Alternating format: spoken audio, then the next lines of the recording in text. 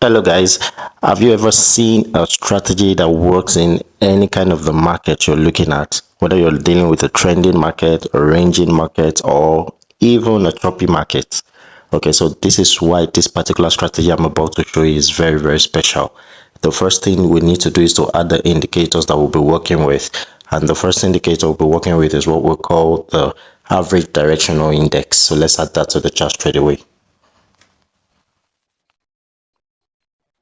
So the average directional index, we're going to be working with a period of 14. We're going to be adding a level 25.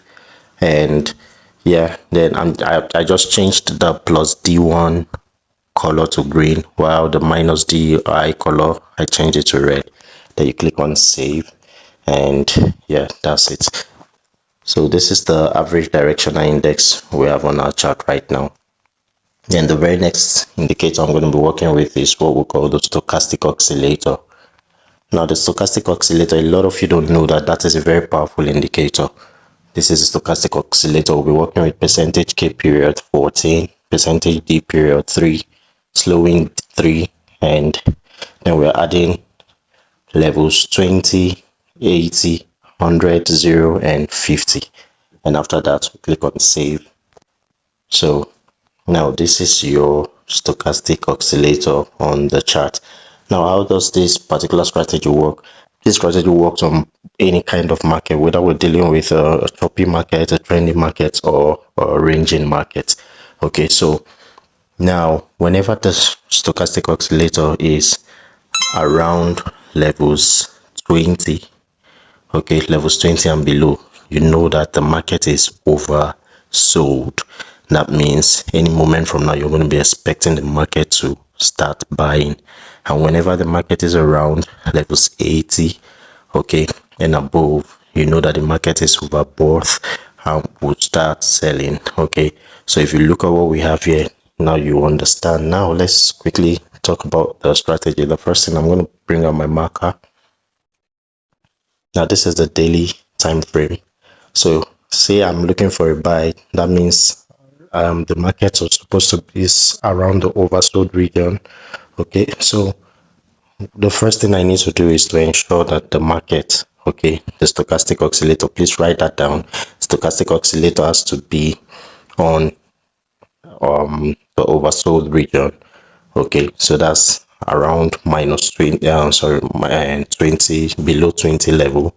The stochastic oscillator has to be below levels 20 on the D1 time frame. Then I'll go to the H4 time frame. Okay, so on the H4 time frame, what am I expecting to see? I'm expecting to see more like the same thing. First of all, the stochastic oscillator has to be below, like this.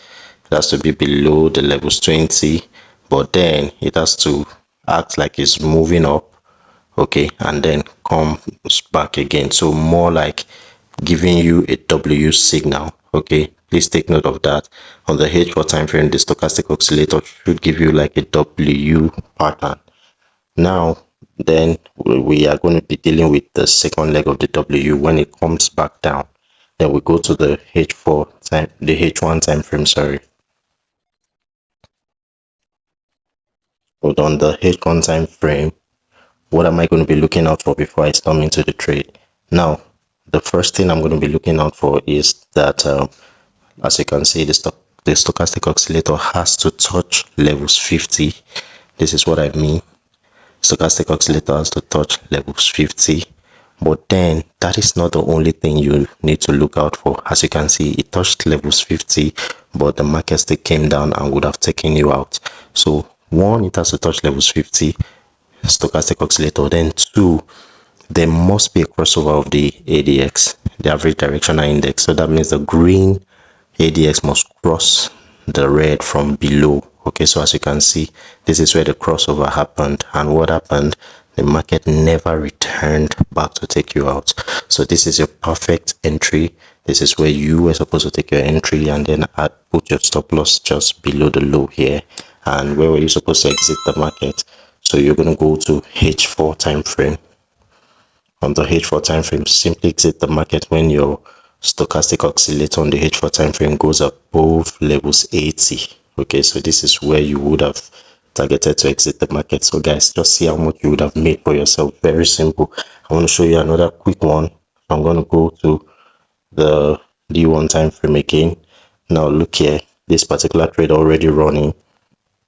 Now we have the D1, the stochastic oscillator, already below 20 level.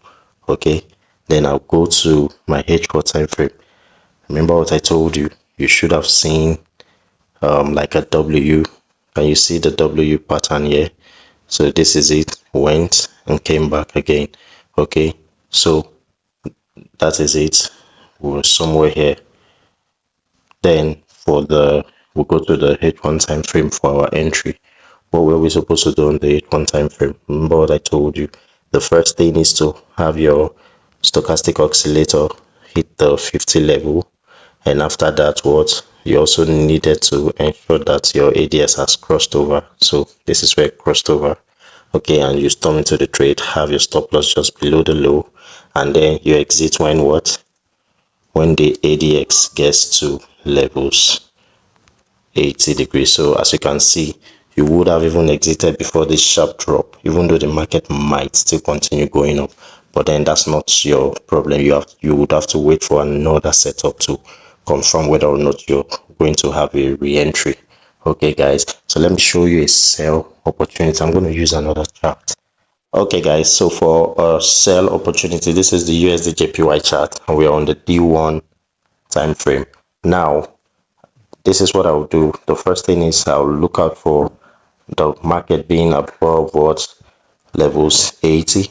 Okay, for a sell opportunity. Then remember what I said. So I'll move to the next time frame, H4, and then I'll try to look out for more like an M this time instead of a W. Okay, so as you can see from here, you could see something like an M. Okay, we have different variations of the M. So while you're looking at the stochastic for the M, you should also be looking at the ADX2 for the M. Okay, so look at it there. Then we go to the H1 time frame for our entry. So what are we looking out for to enter the market? Remember what I said. The first thing is market must be at the stochastic oscillator must touch levels 50. That's one. Then secondly, there must be a crossover, okay, of this time. Since it's a sell, the red ADS must cross the green ADS from below. So this is where you would have taken your entry, guys, and then you place your stop loss just above the high there. If you enjoyed the video, please give the video a thumbs up, and don't forget to hit the subscribe button if you're a first timer, guys, and I'll see you in the next video. Thanks.